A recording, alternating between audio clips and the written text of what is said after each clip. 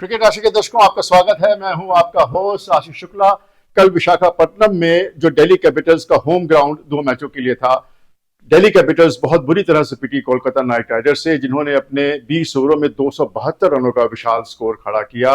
उसके बाद कोई उम्मीद नहीं थी कि दिल्ली कैपिटल्स उस स्कोर को किसी भी तरह से उसकी बराबरी कर सके। लेकिन खुशी की बात यह थी कि ऋषभ पंत एक ऐसे फॉर्म में नजर आए जिससे ये बात बिल्कुल साफ होती गई कि अगर वो चोटिल नहीं रहे, अगर उन्होंने पूरा आईपीएल ठीक से निकाल दिया, तो ऋषभ पंत को टी20 के वर्ल्ड कप की टीम में जाने से कोई नहीं रोक सकता। ये उनका दूसरा अर्धशतक था, मुश्किल परिस्थितियों में आया हुआ अर्धशतक था। पहले मैच में भी उन्होंने मुश्किल से चेन्नई सुपर किंग्स के अगेंस्ट हाफ सेंचुरी की थी, लेकिन जो कल की पारी थी वो यादगार रहेगी। कुछ ऐसे शॉट्स ऋषभ पंत खेलते हैं जो अमूमन बैट्समैन खेल नहीं सकते, उस पोजीशन में नहीं होते हैं, लेकिन वो जिस तरह से अपने बदन को मोड़ के, अपनी घुटनों को जमीन से लगा के या बॉडी को या कंधों को ट्विस्ट करके जिस तरह से वो स्ट्रोक्स खेलते हैं, और जो उनकी हैंड स्पीड है वो अपने आप में बेमिसाल है। एक स्ट्रोक उनका ऐसा था इस आईपीएल में, कल के मैच में, जो शायद क्रिकेट देखने वालों की निगाह से कभी भी उनके दिमाग से जाएगा नहीं।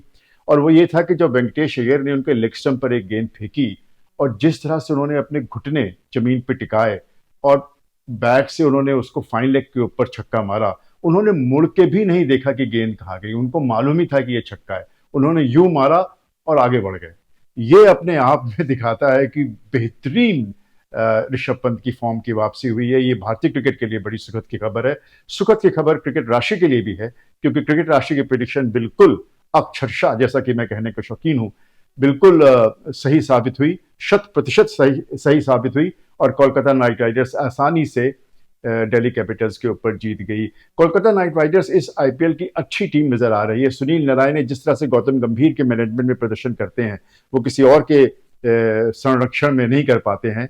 और गौतम गंभीर से जिस तरह से टीम में बैलेंस क्रिएट किया है, सुनील नारायण से पारी की शुरुआत करा के, वो कोलकाता नाइट राइडर्स को एक बहुत स्ट्रांग टीम बनाती है। कोलकाता नाइट राइडर्स के 2 नए इंडियन फास्ट बॉलर्स, जो कि वैभव अरोड़ा हैं और हर्षित राणा हैं, ये भी बहुत प्रभावशाली हैं और इस आईपीएल में काफ़ी धूम मचाने वाले हैं। दिल्ली कैपिटल्स 3 में से 1 मैच हार गई है, लगता नहीं है कि बहुत आगे जाएगी।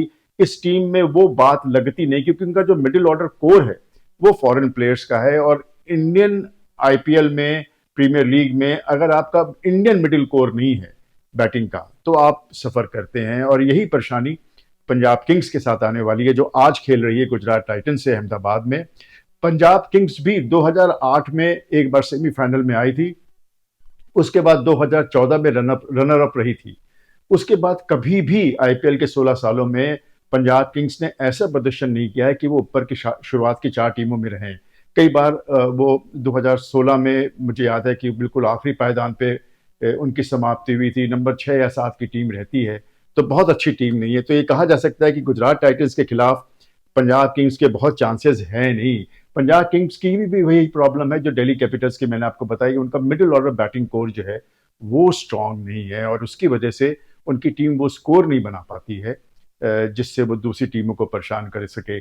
स्कोर बड़ा गुजरात टाइटंस भी नहीं बना पाती। गुजरात टाइटंस ने इस आईपीएल में 3 पारियों में 2 में 160-170 रन बनाए हैं और 1 में 143 रन बनाए हैं। बैटिंग उनकी भी अच्छी नहीं है, लेकिन उनकी बॉलिंग बहुत अच्छी है। और जिस तरह से मोहित शर्मा बॉलिंग कर रहे हैं, 2 उनके स्पिनर हैं, चाहे वो राशिद खान ले लें या नूर अहमद ले लें, या वो साई किशोर से बॉलिंग करा लें, और स्पेंसर जॉनसन बेहतरीन फास्ट बॉलर हैं, लेफ्ट आर्म ऑस्ट्रेलिया के नए, और वो एक बाकी के जब पीछे के 10 ओवरों में वो दूसरी टीमों को रोकने में सक्षम रखते हैं। तो इस बॉलिंग अटैक के अगेंस्ट पंजाब की बैटिंग कैसे फीचर करेगी, कैसे अपने को अलग दिखाएगी। शिखर धवन अच्छी लय में बैटिंग करते हैं, लेकिन वो मैच विनर अब नहीं रह गए हैं। प्रभसिमरन सिंह मैच विनर है, लेकिन उनका फॉर्म बहुत अच्छा नहीं है। और फिर जिस तरह मैंने आपसे कहा, जो उनके 3 बाहर के मिडिल ऑर्डर बैट्समैन हैं, जॉनी बेयरस्टो, लियम लिविंगस्टन और सैम करन, वो कोई खास प्रदर्शन नहीं कर पा रहे हैं, हालांकि उनकी ख्याति बहुत है, उनकी रेपुटेशन बहुत है। तो ये मैच एक अनइक्वल मैच लग रहा है। गुजरात टाइटंस बहुत ही फेवरेट है अपनी होम कंडीशंस में, और क्रिकेट राशि उन्हीं को आज फेवरेट मान रही है। लेकिन क्रिकेट राशि की इस बात पे भी निगाह रहेगी कि शुभमन गिल कैसा प्रदर्शन करते हैं। 3 पारियों में कोई बहुत अच्छा प्रदर्शन उन्होंने नहीं किया है, 30, 32 या 6 रन ऐसे कुछ उन्होंने बनाए हैं, और दो और युवा इंडियन बैट्समैन हैं जिनका भी प्रदर्शन उनके साथ अच्छा नहीं रहा है। वो यशस्वी जायसवाल राजस्थान रॉयल्स के ले लें या ऋतुराज गायकवाड़ जो चेन्नई सुपर किंग्स के कप्तान भी हो गए हैं। ये तीनों युवा बल्लेबाज पिछले साल बहुत चमके थे, लेकिन इस साल तीनों चमके नहीं हैं। उम्मीद करनी चाहिए कि शुभमन गिल अपने ही पंजाब के अटैक के अगेंस्ट, जिनसे वो चिरपरिचित हैं, अच्छा प्रदर्शन करेंगे और एक बार फिर फॉर्म में आएंगे, क्योंकि शुभमन गिल के रनों की बहुत जरूरत है गुजरात टाइटंस को। नहीं तो अभी नहीं तो आगे जाके ये टीम जरूर मुश्किल में पड़ जाएगी। भले ही उन्होंने पिछले साल रनर अप रही हो और भले ही इससे पहले के साल, अपने पहले ही साल में उन्होंने आईपीएल 2024 की ट्रॉफी जीती हो। तो आज के मैच में जो अहमदाबाद में खेला जाएगा, गुजरात टाइटंस को मैं क्लियर फेवरेट मान रहा हूं।